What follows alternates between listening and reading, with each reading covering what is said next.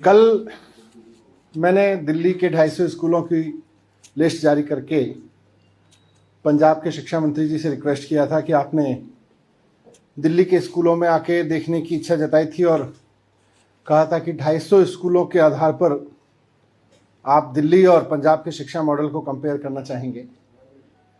तो मैंने उनसे रिक्वेस्ट किया था कि 250 स्कूल हमने दिल्ली के दे दिए हैं।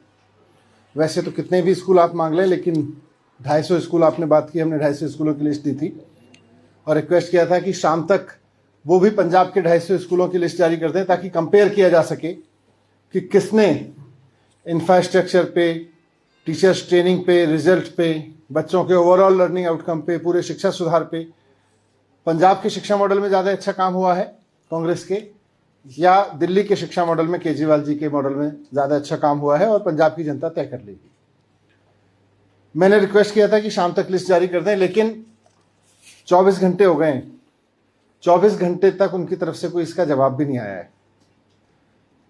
ऐसा लग रहा है कि अब वो शिक्षा का मैदान छोड़ के भाग गए हैं। जब मैंने कहा था 10 स्कूल देख लीजिए तो उन्हें लगा कि शायद हम 10 स्कूल पर कुछ डिफेंस करेंगे। हमने कहा 250 स्कूल देख लीजिए। तो अब लग रहा है कि वो मैदान छोड़ के भाग रहे हैं। मैं उनसे फिर से रिक्वेस्ट करता हूँ, खासतौर से मैं अब पंजाब के मुख्यमंत्री जी से रिक्वेस्ट करूंगा कि हकीकत तो यह है कि 4.5 साल 5 साल में आपकी सरकार ने पंजाब में कुछ नहीं किया। पंजाब के लोगों ने आपको बड़ी उम्मीद से चुना था, लेकिन आपकी सरकार ने पंजाब के लोगों के लिए कुछ नहीं किया, पंजाब में कुछ नहीं किया, और शिक्षा पे तो बिल्कुल जीरो काम रहा है।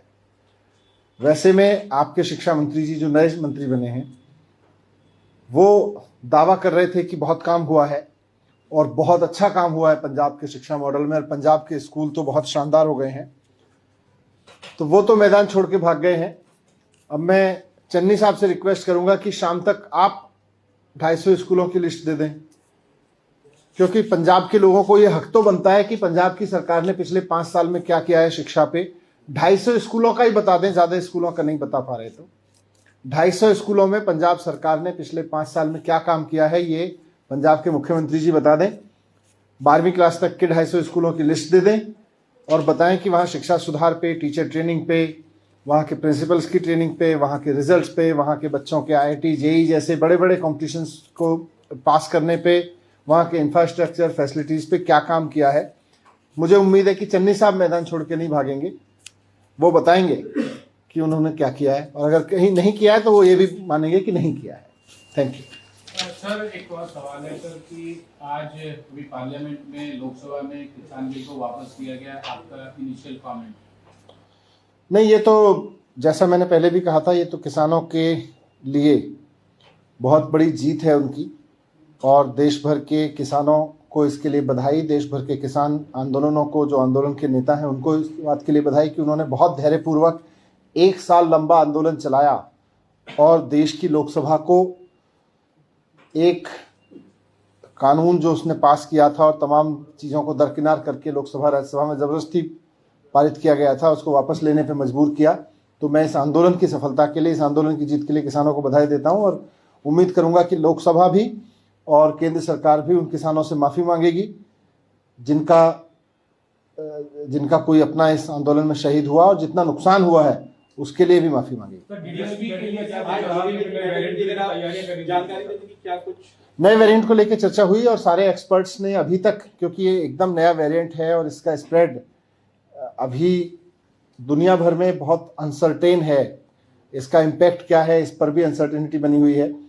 तो ये कैसे रिएक्ट कर रहा है नया वेरिएंट, सब लोग इसको लेकर दुनिया भर में चिंतित हैं। आज हमारे जो भारत सरकार के एक्सपर्ट्स हैं उन्होंने पूरा एक अभी तक की जितनी भी जानकारियां मिली हैं उसके बारे में DDMO को अवगत कराया, और उन्होंने भी कहा कि हम भी नज़र रखे हुए हैं, सरकारें भी नज़र रखेंगी, लेकिन अपनी तैयारियों में कोई कोताही नहीं करेंगी। वो चाहे वेरिएंट कितना डेडली है और कितना नहीं है, वैक्सीन पे इसका कितना असर पड़ रहा है नहीं पड़ रहा, ये सब चीज़ें अभी बहुत आगे कुछ समय में, आने वाले कुछ समय में क्लियर होंगी। नहीं, तैयारियां तो यह है कि अगर केसेस बढ़ते हैं किसी भी कारण से तो उस वक्त कितने बेड्स की जरूरत पड़ेगी, क्या जरूरत पड़ेगी, कैसे जरूरत पड़ेगी, उसके लिए मई और जून के अनुभव को देखते हुए, अप्रैल मई जून के अनुभव को देखते हुए दिल्ली सरकार पहले से तैयारियां कर रही थी, और हमारा जो रामलीला मैदान का या दिलशाद गार्डन का जो हमने एक्स्ट्रा फैसिलिटीज़ वहाँ बनाई थी, बाकी सब जगह भी हमारी एक्स्ट्रा बेड फैसिलिटीज़ अलर्ट पे हैं। डेंगू के कारण जो थोड़ा बहुत कन्वर्जन हुआ था, डेंगू के नीचे होने के बाद वापस हम उसको उधर शिफ्ट कर ही देंगे। और इसके अलावा भी अगर कुछ ज़रूरत पड़ेगी तो उसके लिए भी तैयार है।